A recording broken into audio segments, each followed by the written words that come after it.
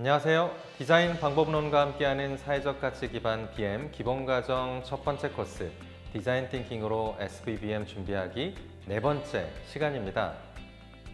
지난 시간에는 디자인 띵킹 4단계 중 첫 번째 디스커버의 방법론 관찰과 공감이 무엇인지 알아봤습니다.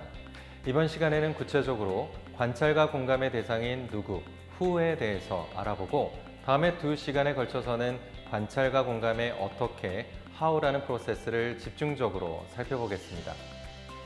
특히 오늘은 에자이라는 외국계 회사가 관찰과 공감을 통해 누구에게 집중했는지 소개하며 학습자 여러분이 이를 실행할 수 있도록 돕는 SV 인사이트 이해관계자 워크시트도 소개해 드리겠습니다.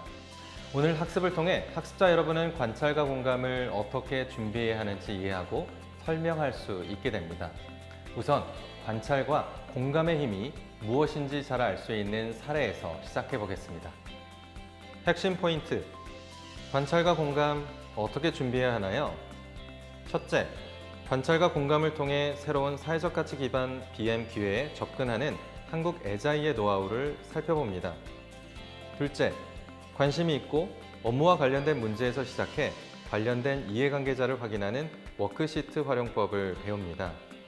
셋째, 다양한 이해관계자 중에서 누구를 실제로 관찰하고 공감하면 좋을지 우선순위를 판단하도록 돕는 워크시트 활용법을 배웁니다. 나이팅게일 하면 어떤 이미지가 떠오르시나요? 대부분의 사람들은 환자를 위해 헌신적으로 봉사한 백의의 천사라고 생각하겠지만 사회적 기업가와 새로운 생각의 힘이라는 책은 나이팅게일을 의료 시스템을 혁신한 사회적 기업가로 소개합니다. 1854년 크림 전쟁을 지원하기 위해 스쿠타리 병원에 자원하여 갔지만 환자의 사망률이 43%에 이를 정도로 상황은 열악했습니다. 치명적인 상처가 아니었음에도 입원 후 사망률이 높음을 이상하게 여긴 나이팅게일은 의사와 간호사의 행동, 환자의 상처 관리 방식, 응급처리 프로세스 등을 면밀히 관찰하고 기록해 갔습니다. 이런 방식을 통해 환자의 재감염 경로를 발견한 나이팅게일은 의사의 행동 변화를 비롯한 진단 프로세스를 재정리했고 사망률을 단 3개월 만에 2%로 낮추는 성과를 거두게 됩니다. 나이팅게일의 이러한 접근은 디자인 띵킹을 통한 사회적 가치 창출이라 볼 수 있습니다.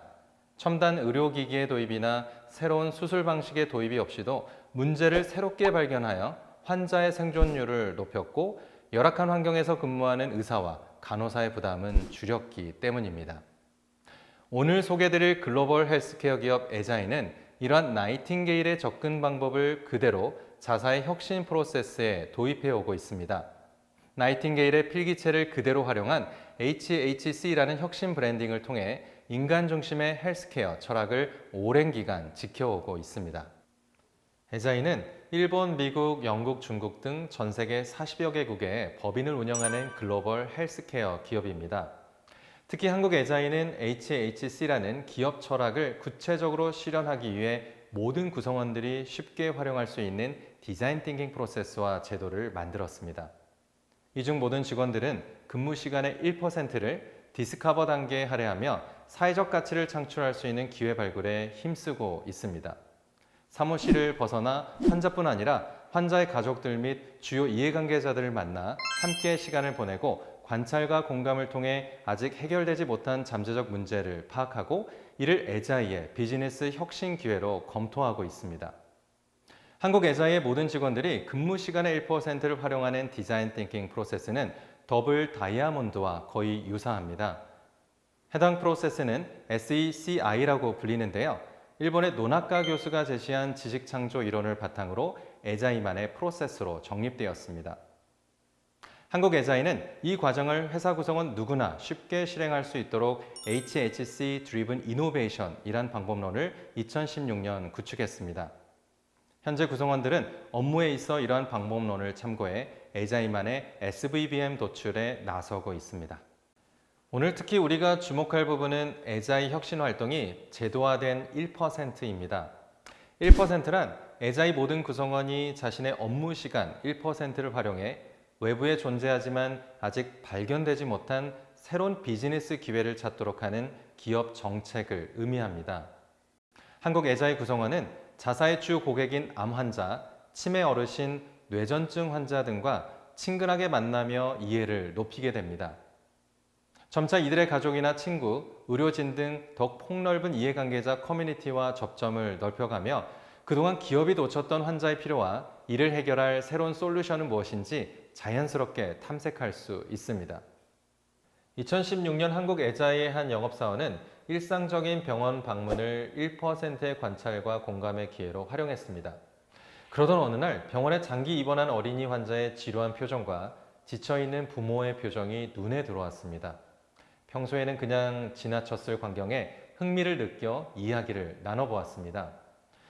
낯선 환경에서 또래 친구들과 마음껏 놀지 못하는 것이 아이에게는 큰 스트레스였고 보호자인 부모님도 아이의 눈높이를 맞출 놀이 지식이 부족해 미안하면서도 지치는 스트레스가 쌓임을 알게 되었습니다. 이러한 관찰 활동을 통해 영업사원은 병원 관계자를 비롯해 유사한 문제를 해결하고자 노력하는 소셜벤처 등 다양한 이해관계자와의 인터뷰를 진행했습니다. 이를 통해 결국 병원에 입원한 어린이 환자가 병원이란 환경에 주눅들지 않으면서도 놀고 싶을 때는 얼마든지 놀 수 있도록 어떻게 도울 수 있을까란 질문 형태의 인사이트로 발전하게 됩니다. 여기에서 아이들이 충분히 놀 권리의 제공이라는 사회적 가치, 기회를 발견하게 되죠. 소셜벤처 플레이 30일, 한양대학교 등과 함께 애자이는 어린이 환자가 필요할 때마다 화장지를 뽑듯이 100여 가지의 놀이를 뽑아 쓰는 놀이 구급상자 플레이 에이드 키트를 개발했고 크라우드 펀딩까지 성공했습니다. 2019년에는 더욱 업그레이드된 놀이구호 활동 키트가 출시되어 상표 등록까지 진행되었습니다. 애자이 사례에서 우리가 배울 수 있는 것은 무엇일까요?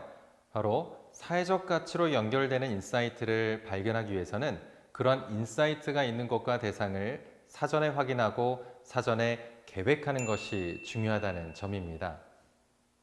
앞서 애자이의 영업사원이 어린이 환자의 입원 병동을 방문하지 않았더라면 어린이 환자의 놀이 중요성을 인식한 다른 이해관계자와의 추가적인 만남이 없었더라면 플레이 에이드 키트라는 상품은 세상에 나올 수 없었을 것입니다.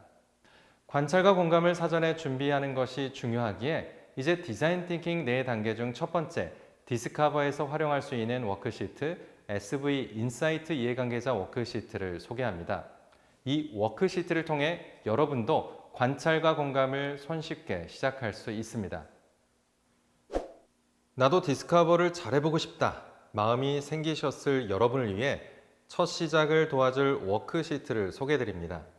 이 워크시트는 담당하는 업무 또는 관심 있는 주제에서 다양한 사회적 가치 접점을 확장하도록 관찰과 공감 대상을 사전에 계획하고 정리해보는 목적으로 활용할 수 있습니다. 사회적 가치에 대한 탐색 지도라고 볼 수 있는데요. 이 워크시트는 2가지 단계로 구성됩니다. 첫째, 해결하고 싶은 문제를 가운데 원에 적어주세요. 둘째, 이 문제와 관련하여 가장 이 문제로 어려움을 겪고 있는 사람은 누구일까 생각하며 사회적 가치를 창출할 세부 이해관계자를 적어봅니다. 이해관계자란 대상자와 긍정적이든 부정적이든 상호작용 관계가 있고 영향을 주고받는 관계에 있는 모든 행위자를 의미합니다. SV 인사이트 이해관계자 워크시트는 내가 흥미를 느끼는 분야나 담당하는 업무를 보다 입체적으로 관찰하고 공감할 수 있도록 구조화하는 데 의미가 있습니다. 개인적으로 관심을 가지고 있고 담당 업무와의 연관성이 높을 때 워크시트 작성이 비교적 수월하게 됩니다. 최소 4명의 대상자를 의무적으로 기록해보고 해당 초안을 동료들에게 공유하면 새롭게 추가해야 할 이해관계자를 발견할 수 있습니다. 다음은 환자의 치료 분야 외 일상과 관련된 어려움의 해소라는 문제를 중심으로 가장 이 문제로 어려움을 겪고 있는 사람은 누구일까를 탐색해 볼 때 만들어 볼 수 있는 워크시트의 예시입니다. 각각의 대상자를 중심으로 필요시에는 다시 이해관계자를 더욱 세분화하는 것도 가능합니다. 거동이 어려운 환자의 병원 방문은 다시 택시 등 운송업자, 병원 동행 간병인, 보험 관계자 등의 이해관계로 확장될 수 있습니다. 즉 이러한 이해관계자 확대를 통해 최초에 환자의 일상의 어려움 해소에서 시작했지만 나중에 거동이 어려운 환자의 병원 방문을 돕는 특수 차량 운전자를 만나는 것으로 발전할 수 있습니다. 앞서 해결하고 싶거나 관심 있는 이슈를 둘러싼 이해관계자가 파악되었다면 다음은 이 중에서 우선순위로 관찰과 공감할 대상은 누구인지를 결정하는 것이 필요합니다. 첫째, 앞서 브레인스토밍 해본 대상자들 중 관찰과 공감의 대상자를 선택하기 위해 우선순위를 파악할 수 있는 2x2 매트릭스를 사용해 봅니다. 둘째, 가로, 세로축은 자유롭게 기준을 설정해서 활용이 가능합니다. 하나의 예시로 문제를 해결할 때 기대되는 사회적 가치의 규모를 뜻하는 임팩트, 그리고 해당 대상자의 실제로 관찰과 공감을 진행할 수 있는지를 뜻하는 접근 가능성을 생각해 볼 수 있습니다. 아무리 중요한 문제여도 나의 관심사나 흥미, 업무와의 관련성이 약할 때 이후의 디자인 티킹 단계를 진행할 동기부여가 어려울 수 있습니다. 또한 흥미와 업무 관련성은 높지만 실제 관찰과 공감을 진행할 여건이 되지 않을 때도 마찬가지입니다. 따라서 이러한 2x2 매트릭스를 활용할 때 다양한 데스크 리서치를 병행하는 것이 좋습니다. SV 인사이트 이해관계자 워크시트를 접해보시니 어떤가요? SV 인사이트를 얻기 위해 무언가 하고 싶지만 어디에서부터 시작해야 할지 막막할 때 길잡이가 될 수 있습니다. SV 인사이트 이해관계자 워크시트를 통해 여러분은 내가 관심과 흥미를 가지는 영역이나 문제에서 과연 누구를 관찰하고 공감해야 하는지를 구조적으로 파악해 볼 수 있습니다. 또한 파악된 이해관계자를 다시 중요한 기준에 따라 분류해서 그 중에 우선순위로 만날 필요가 있는 대상은 누구인지도 결정할 수 있습니다. 다음 시간에는 이렇게 결정된 관찰과 공감의 대상자에 대해 어떻게 관찰과 공감을 하면 좋을지 구체적인 사례와 활용할 수 있는 워크시트를 소개해 드리겠습니다. 그럼 다음 시간에 뵙겠습니다.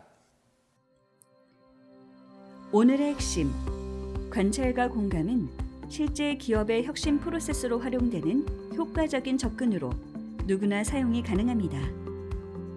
담당하는 업무 또는 관심 있는 주제나 문제에서 시작해서 관련된 이해관계자를 떠올려보고 이해관계자를 확대해가면서 관찰과 공감의 대상을 구체적으로 준비할 수 있습니다. 관찰과 공감의 대상을 선택할 때는 임팩트나 접근 가능성과 같은 몇 가지 기준에 따라 우선순위를 정해서 선택할 수 있습니다. 워크시트를 활용해 볼까요? 현재 학습자 여러분이 가장 관심 있는 사회 문제를 선택해 워크시트 작성 가이드 1과 2를 따라서 워크시트를 완성해 보세요. 담당하는 업무와 관련 있는 것에서 시작해도 좋습니다. 워크시트 작성을 하며 새롭게 발견한 흥미로운 사실, 추가로 확인하면 보다 흥미로운 이야기를 들을 수 있는 대상자를 선택해 어떻게 연락해서 만나볼 수 있을지 미팅 계획을 세워보세요.